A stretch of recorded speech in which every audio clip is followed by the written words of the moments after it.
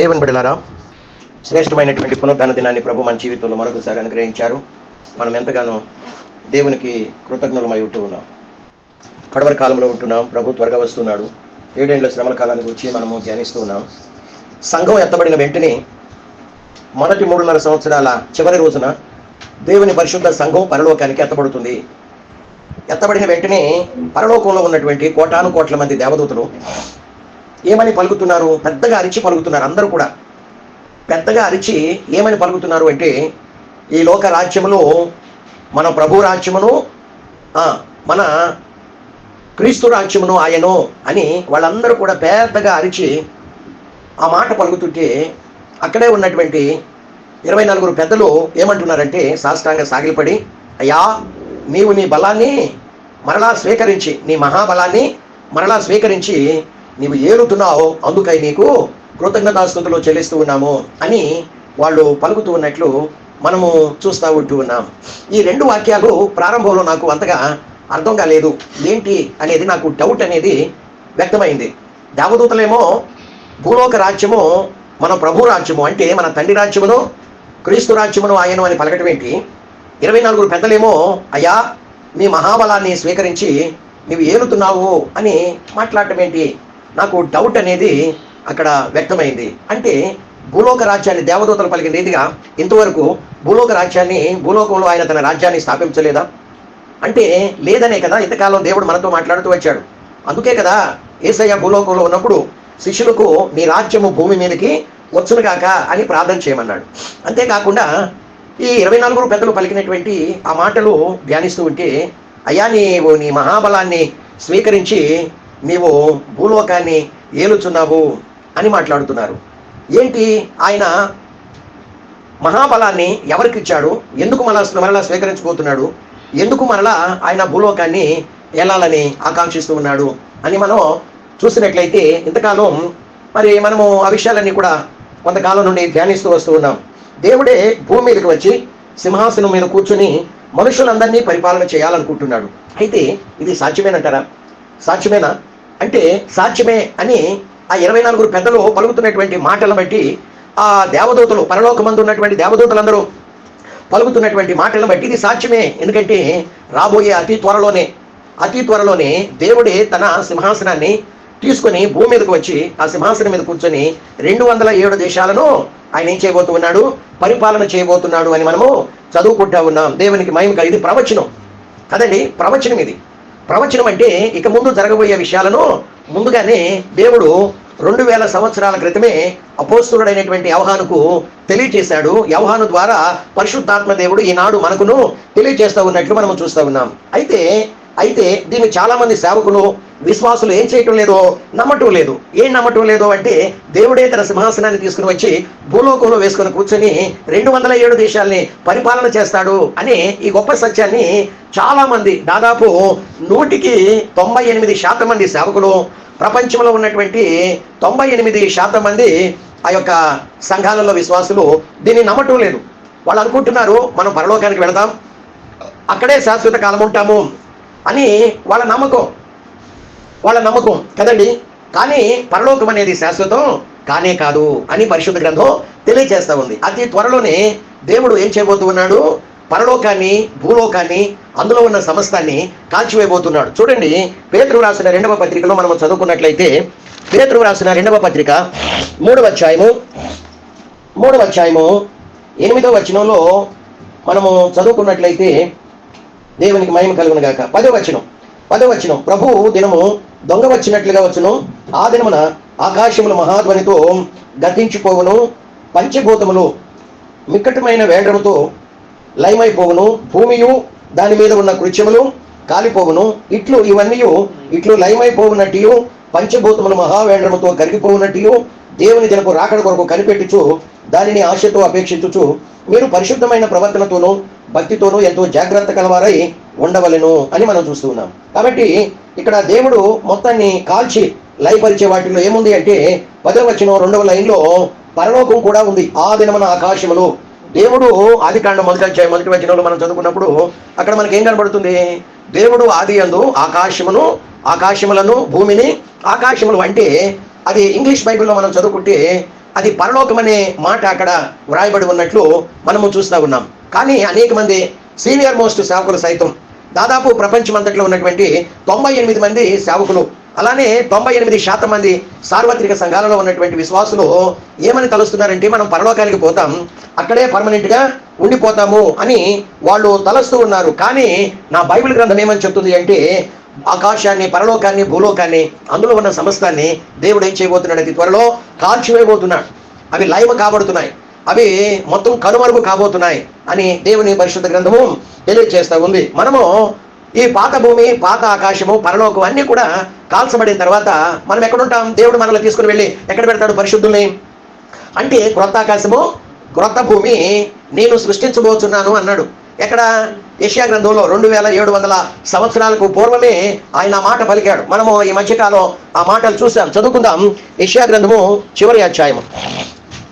యెషయా గ్రంథములో చివరి అధ్యాయమును మనము చదవగలిగినట్లయితే అక్కడ దేవుడు అంటున్నాడు 22వ వచనంలో, నేను సృజించబోవు క్రొత్త ఆకాశమును, క్రొత్త భూమియు లయము కాక. అంటే పాత ఆకాశం, పాత భూమి, పరలోకం అన్ని కూడా ఏం చేయబోతున్నాడు? ఆయన లయము చేస్తున్నాడు. కాబట్టి క్రొత్త ఆకాశము, క్రొత్త భూమియు లయము కాక నా సన్నిధిని నిలుచున్నట్లు నీ సంతతియు నీ నామమును నిలిచి ఉండును.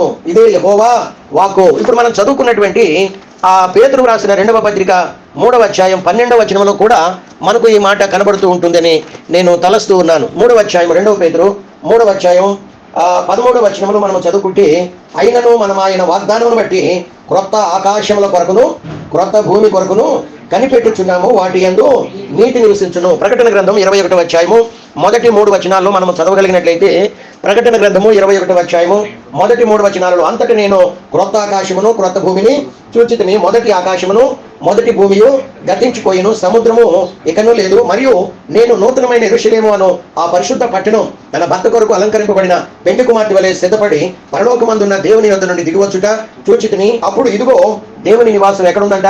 మనుషులతో కూడా ఉన్నది. ఆయన వారితో కాపురముండును, వారాయన ప్రజలై ఉండును. దేవుడు తానే వారి దేవుడై ఉండి వారికి తోడై ఉండును. ఆయన వారి కన్నుల ప్రతి బాష్ప బిందువును తుడిచివేయును. మరణము ఇక ఉండదు, దుఃఖమైనను, ఏడ్పైనను, వేదనైనను ఇక ఉండదు అని మనము చదువుకుంటా ఉన్నాం. దేవునికి స్తోత్రాలు. మనం చదువుకున్నటువంటి ఈ 3 వాక్యాలే కాదు, పరిశుద్ధ గ్రంథంలో ఆయా చోట్ల, ఎన్నో చోట్ల ఈ పరలోకాన్ని గురించి, ఈ క్రొత్త ఆకాశము, క్రొత్త భూమిని గురించి వ్రాయబడి ఉంది. అంటే దేవుడు ఆయన తన సింహాసనాన్ని తీసుకుని వచ్చి భూమి మీదే పర్మనెంట్గా మనుషులతోనే కాపురం ఉండి మనుషులతోనే ఆయన జీవించబోతున్నాడు అని పరిశుద్ధ గ్రంథంలో మనము చదువుకుంటా ఉన్నాం. దేవునికి మహిమ కలుగునగాక. దేవునికి స్తోత్రం. Praise the Lord. Hallelujah, hallelujah. ఆయన రాజ్యం భూమి మీద మరి స్థాపించబడిపోతుంది. అది ఎప్పుడు జరిగింది అని అంటుంటే 24 పెద్దలు అంటున్నారు, అయ్యా నీవు ఏలుచున్నావు అని మాట్లాడుతూ ఉన్నారు. ఈ భూమిని పరిపాలించాలి అంటే ఏం కావాలి చెప్పండి? ఏం కావాలి? ఒక విషయాన్ని గమనించండి. ఆదికాండం 1వ అధ్యాయం 1వ వాక్యంలో మనం చూసినట్లయితే అక్కడ భూమికి సృష్టికర్త దేవుడు అనే మాట వ్రాయబడి ఉంది కదండి. ఆదికాండం 1వ అధ్యాయం 1వ వచనంలో ఆ భూమికి సృష్టికర్త ఎవరనుంది? ఆది యందు దేవుడు భూమి ఆకాశములను సృజించెను. ఆయన సృష్టికర్త. నిర్గమకాండంలో 19వ అధ్యాయము 5వ వాక్యంలో మీరు తర్వాత చదువుకోండి. అక్కడ దేవుడే అంటున్నాడు, సమస్త భూమియు నాదే కదా అని మాట్లాడుతూ ఉన్నాడు కదండి. సమస్త భూమియు నాదే కదా. కాబట్టి దేవుడే ఈ భూమిని సృష్టించాడు. దేవుడే ఈ భూమికి అధికారి. కానీ ఆ దేవునికి ఏం లేకుండా పోయింది? పవర్ లేకుండా పోయింది, అధికారం లేకుండా పోయినట్లు మనము చూస్తా ఉన్నాం. దేవుడు మానవుడిని సృష్టించాడు.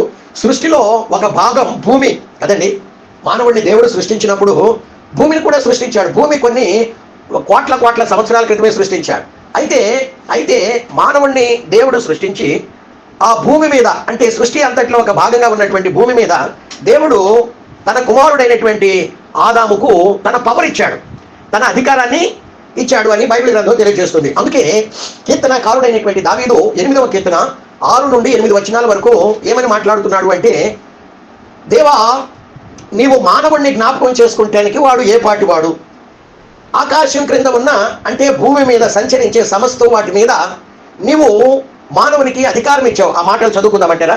కీర్తన 8వ కీర్తన 6 నుండి మనము చదువుకున్నట్లయితే 6వ వచనం నుండి మనం చదువుకుంటే ఏమని వ్రాయబడి ఉంది? నీ చేతి పనుల మీద వారికి అధికారం, పవర్ చేశాడు. గొర్రెలన్నిటినీ, ఎడ్లన్నిటినీ, అడవి మృగములను, ఆకాశ పక్షములను, సముద్ర మత్స్యములను, సముద్ర మార్గంలో సంచరించు వాటన్నిటినీ వాని పాదాల క్రింద నీవు ఉంచి ఉన్నావు కదండి. భూమి అనేది దేవుని సృష్టి అంతట్లో అది ఒక భాగం, వన్ ఆఫ్ ద పార్ట్ అనమాట. అయితే మానవుడిని సృష్టించి ఆయన సృష్టిలో ఒక భాగంగా ఉన్నటువంటి భూమి మీద దేవుడు ఏమిచ్చాడు? తన అధికారాన్ని ఇచ్చాడు. అయితే అపవాది ఏం చేశాడు?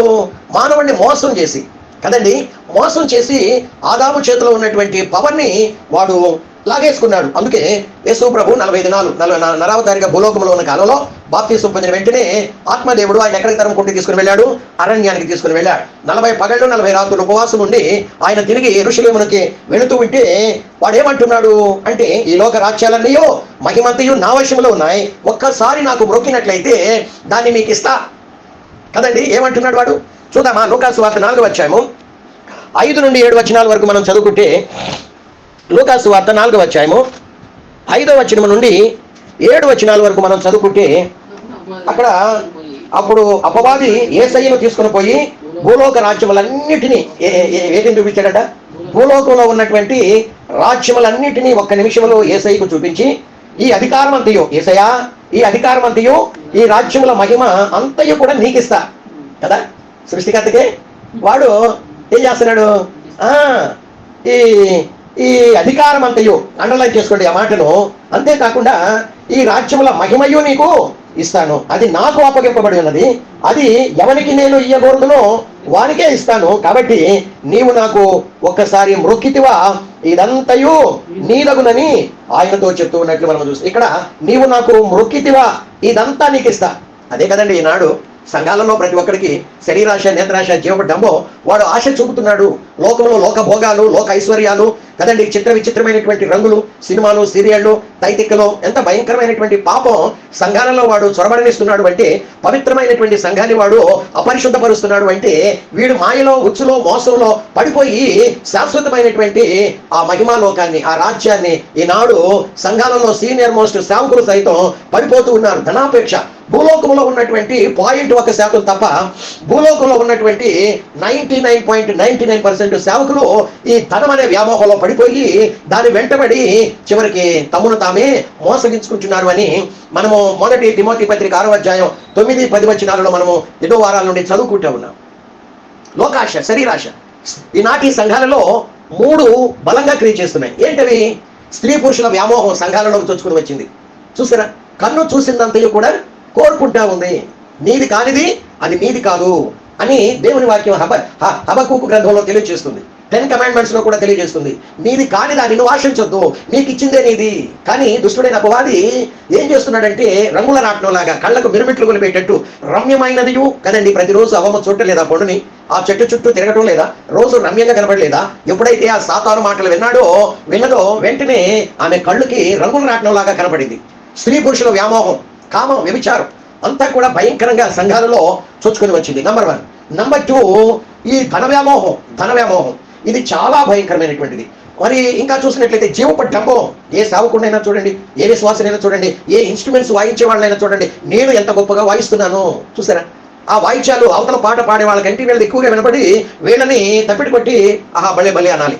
సేవకుడు సైతం వాక్యం ప్రకటించిన తర్వాత అక్కడ ఆత్మలలో క్రియ జరిగిస్తుందా లేదా, వాళ్ళు మారు మనసు పొందుతున్నారా లేదా, రక్షణ పొందిన విశ్వాసంలోకి పాపం చూసుకుని వచ్చింది, ఈ వాక్యం 2 అంచుల ఖడ్గం వల్లే దూసుకుని వెళ్ళి వాళ్ళని పొడిచి కీళ్లలో మూలుగుల్లో ఉన్నటువంటి ఆ పాపాన్ని బయటికి లాగుతుందా లేదా, వాళ్ళలో మారు మనసు, పశ్చాత్తాపం, పాప ఒప్పుకోలు, నూతనత్వం మరి వస్తుందా లేదా, ఆత్మలు ఉద్యోగపడుతున్నాయా లేదా, ఆత్మలు నూతనత్వం పొందుకుంటున్నాయా లేదా, ఆత్మలు దినదినం రూపాంతరపరచబడుతున్నాయా లేదా, ఇటువంటిది ఏమీ లేదు. ఎంత బాగా వాక్యం చెప్పానో అన్నట్టుగా జీవపడ్డంబం కదండి.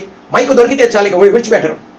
స్టేజ్ మీద నేను కనపడాలి, చాలా మంది పిలవకపోయినా కుర్చీలల్లా తీసుకుని వెళ్ళి అక్కడ కూర్చొని స్టేజ్ మీద కెమెరాలో. ఇది చాలా విచిత్రమైనటువంటి సాతాను. వీళ్ళు ఎక్కడికి పోతున్నారు? సాతాను ఉచ్చు వేస్తే, వల వేస్తే ఆ వలలో చిక్కుకుపోతున్నారు, మోసపోతున్నారు. ఆ మాయలాడి మనలో మనం పడిపోతున్నామనే సత్యాన్ని నాడు. కానీ యేసు ప్రభు మాత్రం ఎటువంటి వల, మాయాజాలం, వాడు వల విసిరితే యేసయ్య ఎంత మాత్రము కూడాను వలలో పడిపోలేదు. చూసారా? అది ఇక్కడ ఏమంటున్నాడు?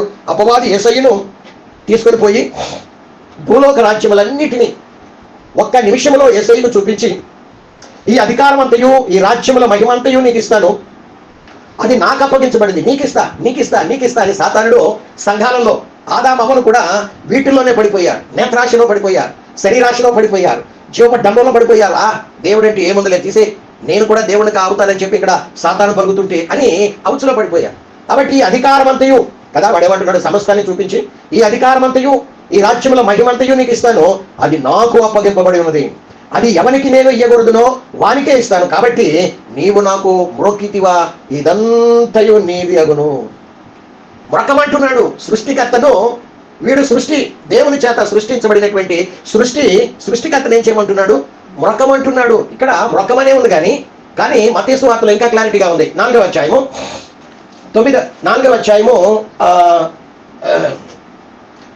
అధ్యాయము మనము చదువుకుంటే 9వ వచనంలో కదా, 8 నుండి చదువుకుంటే 8 నుండి, మరలా అపవాది మిగుల ఎత్తైన ఒక కొండ మీదకి ఆయన తోడుకొని పోయి, యేసయ్యా ఈ లోక రాజ్యములన్నిటిని ఒకసారి చూడు, ఈ లోక రాజ్యములన్నిటినీ వాటి మహిమను యేసయ్యకు చూపేమంటున్నాడు. యేసయ్యా నువ్వు ఒకసారి సాగిలపడి, అక్కడేమో మొరకమని ఉంది, ఇక్కడేమో సాగిలపడి అంటే ఏంటి, మామూలుగా చాలా మంది కేసీఆర్ కనపడ్డాడు అనుకోండి, ఇదిగో ఓవర్కెట్ అంటారు, చంద్రబాబు కనపడ్డాడు అనుకోండి కాళ్ళకు మొక్కుతున్నట్టు. కానీ వీడేమంటున్నాడు, మొరకటం అది కాదు, వాడు ఏమంటున్నాడు, సాగిలపడి అంటే ఏంది, ఒక బోర్లగా పడుకోవాలి, వాడి కాళ్ళ మీద పడాలి, బోర్లగా పడుకొని వాళ్ళ తల తీసుకుని వెళ్ళి, వాళ్ళ ముఖం తీసుకుని వెళ్ళి వాళ్ళ కాళ్ళ మీద పెట్టాలి, అది సాగిలపడటం అంటే. సాగిలపడి నాకు నమస్కారం చేసిన ఎడల వీటన్నిటిని పైన చూపించాడు చూసారా, ఈ లోక రాజ్యములన్నిటినీ వాటి మహిమను, అక్కడేమో అధికారం అని ఉంది, అధికారము లోక రాజ్యములన్నిటినీ వాటి అధికారం వాటి మహిమను నీకు ఇస్తాను అని మాట్లాడుతూ ఉన్నట్లు మనము చదువుకుంటా ఉన్నాం కదండి. నెబుకద్నెజరు రాజు కూడా ఏమని చెప్పాడు, నెబుకద్నెజరు రాజు దానియేలు గ్రంథంలోకి మనం వెళ్ళగలిగినట్లయితే 6వ అధ్యాయం అనుకుంటాను బహుశా, దానియేలు గ్రంథం 1వ వచనం నుండి మనము చదువుకుంటే, 1వ వచనం నుండి దేవునికి మహిమ కలుగును గాక. 3వ అధ్యాయం అనుకుంటానండి, 3వ అధ్యాయము 1 నుండి, రాజు నెబుకద్నెజరు బంగారు ప్రతిమను ఒకటి చేయించి బబులోను దేశంలోని దూరా అనే మైదానంలో దాన్ని నిలవబెట్టించును, అది 60 మూరల ఎత్తు 60 మూరల వెడల్పున ఉండెను అని చెప్పుకుంటూ వస్తూ ఇట్లుండగా 4వ వచనంలో ఇట్లుండగా ఒక దూత చాటించినది ఏమనగా, జనులారా, దేశస్థులారా, అంటే ప్రపంచ చక్రవర్తి వాడు, ఆయా భాషలు మాట్లాడు వారలారా, మీకు ఆజ్ఞ ఇచ్చుచున్నాను ఏమనగా, బాకా, పెల్లంగ్రోవి, పెద్ద వీణే, సింఫోనియా, వీణే, విపంచిక సకల విధములకు వాద్యములను ధ్వనులను మీకు వినబడినప్పుడు రాజుకు నెబుకద్నెజరు నిలవబెట్టించిన బంగారు ప్రతిమ ఎదుట ఎలా ఉంటారు, సాగిలపడి నమస్కరించండి. సాగిలపడి అది అంటే ఆ బొమ్మ పాదాల మీద ముఖం పెట్టి బోర్లగా పడుకొని సాగిలపడి నమస్కారం చేయాలి. సాగిలపడి నమస్కరింపని వాడెవడో వాడు మండుచున్న అగ్నిగుండంలో తక్షణమే వేయబడును. చూసారా, అయితే దానియేలు ఆ పని చేయటం లేదు. 11వ వచనంలోకి వచ్చేసరికి సాగిలపడి నమస్కరింపని వాడెవడో వాడు మండుచున్న, ఇక్కడ షడ్రక్ మేషక్ అబేద్నెగోలు అన్నమాట, సాగిలపడి నమస్కరింపని వాడెవడో వాడు మండుచున్న అగ్నిగుండంలో వేయబడును. రాజా, తాము షడ్రకు మేషకు అబేద్నెగో అను 3 యూదులు బబులోను దేశంలోని రాజ్య కార్యములు విచారించుటకు నియమించారు కదా మీరు, ఆ మనుషులు తమరి ఆజ్ఞను లక్ష్య పెట్టడం లేదు, తమరి దేవతలను పూజించడం లేదు, తమను నిలవబెట్టించిన బంగారు ప్రతిమకు నమస్కారం చేయటం లేదు అనేది. అప్పుడు ఆ నెబుకద్నెజరు వాళ్ళని పిలిపించి 14వ వచనంలో ఏమంటున్నారు అంటే, అంతటా నెబుకద్నెజరు వారితో ఇట్లనెను, షడ్రకు మేషకు అబేద్నెగో, మీరు నా దేవతను పూజించుటలేదనియు నేను నిలవబెట్టించిన బంగారు ప్రతిమకు నమస్కరించుటలేదనియు నాకు వినబడినది ఇది నిజమా?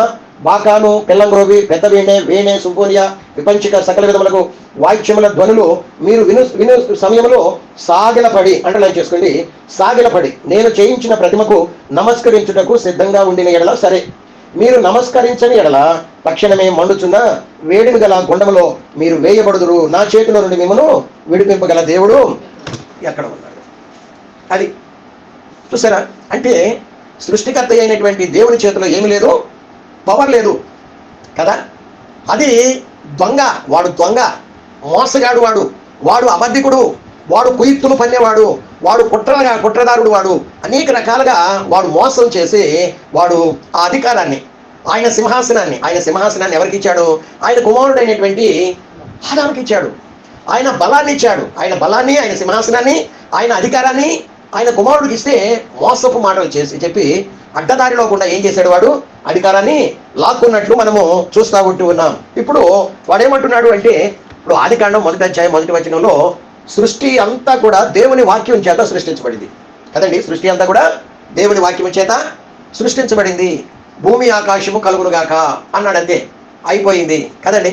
యోహాను సువార్త 1వ అధ్యాయం 1వ వాక్యంలో ఆ వాక్యమే దేవుడు కదా, ఆ వాక్యమే దేవుడు అని మనం చూస్తా ఉన్నాం. కొలస్సీ పత్రిక 1వ అధ్యాయము 15 నుండి 17 వచనాల వరకు మనం చదువుకుందాం. కొలస్సీలకు రాసిన పత్రిక 1వ అధ్యాయము 15 నుండి 17 వచనాల వరకు మనం చదువుకుంటే అక్కడ ఏమని వ్రాయబడి ఉంది? ఆయన లేకుండా ఏ సృష్టి కలగలేదు అని ఉంది కదండి. ఆ 15వ వచనంలో ఆయన అదృశ్య దేవుని యేసయ్య ఏమై ఉన్నాడు? అదృశ్య దేవుని స్వరూపి అయి సర్వ సృష్టికి ఆది సంభూతుడై ఉన్నాడు. ఏలియనగా ఆకాశం అందున్నవయు భూమి అందున్నవయు దృశ్యమైనవి కానీ అదృశ్యమైనవి కానీ అవి సింహాసనములైనను ప్రభుత్వములైనను ప్రధానులైనను అధికారములైనను సర్వమును యేసుక్రీస్తునందు సృజించబడెను. సర్వమును యేసయ్య ద్వారాను యేసయ్యను బట్టి సృజించబడెను. ఆయన అన్నిటికంటే ముందుగా ఉన్నటువంటి వాడు, ఆయనే సమస్తమునకు ఆధారభూతుడు. అంటే దీంట్లో మనం పిండితే వచ్చే సారం ఏంటి అంటే, యేసయ్య లేకుండా సృష్టిలో ఏది కూడా కలగలేదు అని మనం చూస్తా ఉన్నాం. యోహాను సువార్త 1వ అధ్యాయము 2-3 వాక్యాల్లో ఇంకా తేటగా మనకు కనబడుతుంది. యోహాను సువార్త 1వ అధ్యాయము 2-3 వాక్యాలలో మనకేం కనబడుతుంది? ఆయన ఆది యందు దేవుని యొద్ద ఉండెను. ఎవరైనా? ప్రభువగు యేసుక్రీస్తు. ఆయన ఎక్కడున్నాడంటే ఆది యందు దేవుని యొద్ద ఉండెను. సమస్తమును ఆయన మూలముగా కలిగెను, యేసయ్య మూలముగా కలిగెను. కలిగి ఉన్నదేదియు ఆయన లేకుండా కలగలేదు. కలిగి ఉన్నదేదియు ఆయన ఏమై ఉన్నాడు? యేసయ్య ఏమై ఉన్నాడండి? ఆయన ఆది యందు దేవుని యొద్ద ఉండెను అంటే ఆయన కూడా సృష్టించబడిన ఒక సృష్టి అనుకుంటున్నారా? కాదు, ఆయనే సృష్టికర్త. రోమీయులకు రాసిన పత్రికలో మనకు స్పష్టంగా కనబడుతుంది ఆయన ఏమై ఉన్నాడో అక్కడ మనకు వ్రాయబడి ఉంది. ఆయన 9వ అధ్యాయము ఆయన దేవుడై ఉన్నాడు అని బైబిల్ గ్రంథం చెప్తుంది కదండి. ఆయన ఏమై ఉన్నాడు? ఆయన దేవుడై 9వ అధ్యాయము రోమా పత్రిక 9:5లో పితరులు వీరి వారు శరీరమును బట్టి క్రీస్తు వీరిలో పుట్టెను. ఈయన సర్వాధికారి అయిన దేవుడై ఉండి, ఆయన ఏమై ఉన్నాడు? సర్వాధికారి అయిన దేవుడై ఉండి నిరంతరము స్తోత్రార్హుడై ఉన్నాడు. ఆమేన్. 1వ యోహాను పత్రిక 5వ అధ్యాయము 20వ వాక్యంలో కూడా మనం చదవగలిగినట్లయితే 1వ యోహాను పత్రిక 5వ అధ్యాయము 20వ వాక్యంలో కూడా మనము చదువుకుంటే చివరి లైన్లో ఆయనే నిజమైన దేవుడు, ఆయన నిజమైన దేవుడును నిత్య జీవమై ఉన్నాడు అని మనము 20వ వచనం మొదటి నుండి చదువుకుందాం. మనము సత్యవంతుడైన వారిని ఎరుగవలెనని దేవుని కుమారుడు వచ్చి మనకు వివేకం అనుగ్రహించున్నాడని ఎరుగుదుము. మనము దేవుని కుమారుడైన యేసుక్రీస్తునందున్న వారమై సత్యవంతుని యందున్నాము. ఆయనే నిజమైన దేవుడు. ఆయన ఏమై ఉన్నాడు? ఆది యందు దేవుని యొద్ద ఆయన ఉన్నాడు అంటే ఆయన కూడా ఒక దేవుని చేత సృజించబడిన సృష్టికర్త కాదండు. ఆయన సృష్టికర్త. కాబట్టి ఇప్పుడు అలాంటి యేసుతోనే లూకా సువార్త 4వ అధ్యాయము 5 నుండి 7 వచనాల వరకు, మత్తయి సువార్త 4వ అధ్యాయము 8-9 వచనాలలో మనము చూసాము. అక్కడ సాతాను ఏమంటున్నాడు? ఆ సృష్టికర్త అయినటువంటి ఆ యేసుక్రీస్తుతోనే వాడేమంటున్నాడు అంటే, యేసయ్యా అధికారము నీకు ఇస్తా కదా, అధికారము నీకు ఇస్తా. దేవుడు అధికారాన్ని, బలాన్ని, సింహాసనాన్ని ఎవరికి ఇచ్చాడు చెప్పండి? ఆయన తన కుమారుడైనటువంటి యేసుక్రీస్తుకి ఇచ్చాడు. అయితే ఆదామును మోసగించి ఆదాము నుండి వాడు పవర్ని, ఆ సింహాసనాన్ని, ఆ బలాన్ని, అధికారాన్ని వాడు లాగేసుకున్నాడు. ఇప్పుడు ప్రకటన గ్రంథం 13వ అధ్యాయంలోకి వెళదాం ఒకసారి. ప్రకటన గ్రంథం 13వ అధ్యాయము 2వ వచనములో, ప్రకటన గ్రంథము 13వ అధ్యాయము 2వ వచనములో మనము చదువుకుంటే 2వ వచనములో నేను చూచిన మృగము అంటే యాంటిక్రైస్ట్. ఈ మృగం ఎవరు? యాంటిక్రైస్ట్. ఆ మృగము చిరతపులిని పోలి ఉండెను. దాని పాదాలు ఎలుగుబంటి పాదాలు వంటివి, దాని నోరు సింహపు నోరు వంటిది. దానికి ఆ ఘట సర్పం అంటే ఎవరో? సాతాను. ఈ యొక్క మృగానికి ఘట సర్పం అంటే సాతాను ఏం చేస్తున్నాడు? తన బలాన్ని, తన సింహాసనాన్ని, గొప్ప అధికారాన్ని ఇస్తున్నట్లు మనము చూస్తూ ఉన్నాం. ఇంకా యాంటిక్రైస్ట్ ప్రత్యక్షం కాలేదండి, అతి త్వరలోనే ప్రత్యక్షం అవుతాడు. ప్రత్యక్షం అవగానే ఇప్పుడు వాడు ఏం చేస్తాడు? యాంటిక్రైస్ట్ దగ్గరికి వెళ్ళిపోతాడు. వెళ్ళిపోయి సాతాను ఏమంటాడంటే, ఇదిగో అంత్యక్రీస్తు, నేను నీకు తండ్రిగా ఉంటాను, నువ్వు నా కుమారుడుగా ఉండు, నేను నా సింహాసనం, నా బలం, నా అధికారం నీకు ఇస్తాను, భూలోకం అంతటికి నీవే దేవుడుగా ఉండు, నేను నీ పైన నీకు దేవుడుగా ఉంటాను, భూలోకం అంతటికి నేను దేవుడిగా చేస్తాను, ప్రజలందరూ నిన్ను కొలుస్తారు, నీలో నా ప్రతిబింబాన్ని చూసుకుంటా, నీ ద్వారా నేను సంతోషిస్తా, మహిమ పొందుతా. కాబట్టి నువ్వేం చేయాలంటే నాకు ఒక్కసారి సాగిలపడి మొక్కు కదా, సాగిలపడి మొక్కు, ఇదంతయు నీలగను నీకు ఇస్తా. ఒకప్పుడు నేను నా కుమారుడైనటువంటి నిములోనికి ఇచ్చా. వాడు నన్ను కనపరచాలని అంతస్తు మీద అంతస్తు కట్టి అనేక రకాలుగా జ్యోతిష్యం ఒక అంతస్తులు, మరి ఇంకా మంత్రతంత్రాలు ఒక అంతస్తులు, ఇలా అన్ని కూడా పెట్టి నన్ను కనపరుస్తూ ఉంటే ఆ కుళ్ళుబోతుడైనటువంటి దేవుడు ఆ గోపురాన్ని మొత్తం కూల్చివేసేశాడు. వాళ్ళ భాషలు తారుమారు చేసేశాడు. వాళ్ళందరికీ ఒకటి కాకుండా ఒకటి చేసేశారు. వాళ్ళు దేశాలు రాజ్యాలుగా విడిపోయి ఎవరంతటి వాళ్ళే కట్టుకున్నారు. నా ప్రయత్నం అంతా కూడా విఫలమైపోయింది. అయితే నిమ్రోదు ఆత్మను మాత్రం నేను భూలోకములను ఉంచాను. అది ఆనాడు యెజ్బెలులోకి వచ్చింది. యెజ్బెలు ఆత్మ కూడా అది చచ్చిన తర్వాత దాన్ని కూడా యెజబెల్ ఆత్మను నిమ్రోదు ఆత్మను నేను భూలోకంలోనే సంచరింప చేస్తున్నాను. కాబట్టి ఇదిగో ఇప్పుడు ఆ నిమ్రోదు ఆత్మను ఆ యొక్క యెజబెల్ ఆత్మను నీలోనికి పంపిస్తున్నాను. నీ ఒక్కసారి నాకు సాగిలపడు.